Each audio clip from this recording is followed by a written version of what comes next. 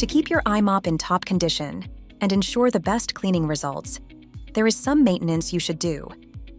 In this video, we are going to show you the daily maintenance step by step. First, turn off your i-mop and put it in storage position. Then, take off the batteries and put them on the official charger. Then, it's time for the tanks. Make sure you first remove the empty i-dose cup. After that, take off the clean water tank and empty it. Make sure you don't put the tank down on the filter, as this can damage it. Always put the tank down like this. Then, take off the dirty water tank and take out the floating ball system. Rinse it with clean water. Then empty the dirty water tank and add fresh water to it. Shake it gently and clean it with the provided brush.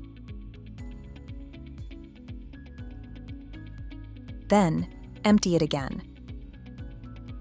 Put back the floating ball system and put the dirty water tank and solution tank back on the i-mop. Remember to leave off the caps so the tanks can ventilate. Then, it's time to clean the squeegee. Take it off with equal force so you don't damage the metal pins, and detach it from the dirty water hose. Clean the blade and suction opening with running water. The brushes are next. Take them off by rotating the right one to the right, and the left one to the left like this. Then clean them with running water. Also, notice this yellow brush indicator. When the brushes go over this indication line, it is time to replace the brush. Then take a damp cloth with only water and clean the scrub deck. Take extra care in cleaning these water nozzles, as this enables the i-mop to give water. Also clean the rest of the scrub deck. When all clean, put back the brushes by rotating the right one to the left and the left one to the right.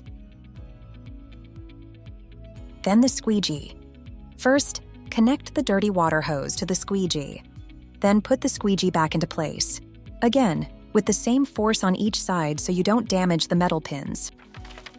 Do these steps daily and your i-mop will always give you the best cleaning results. If you need more information or want to submit a service request, please scan this QR code.